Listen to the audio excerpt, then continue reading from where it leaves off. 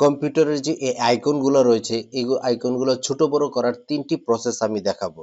এগুলা ভিডিওটা আপনার টাইমলাইনে শেয়ার করে রাখবেন যাতে প্রয়োজনের সময় আপনি পান।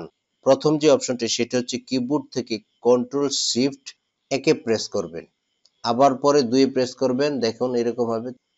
3 প্রেস করেন, এরকম হবে, এবং 4 প্রেস করলে পূর্বের অবস্থায় চলে যাবে।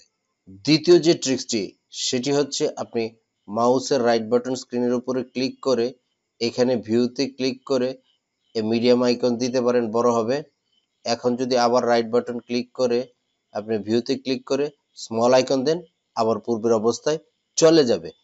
এবং তৃতীয় যে অপশনটা সেটা হচ্ছে আপনি কিবোর্ড থেকে কন্ট্রোল বাটনটি চেপে ধরে মাউসের স্ক্রলিং বাটনটা নিচের দিকে ঘোরাবেন, এই যে দেখুন ছোট হয়েছে।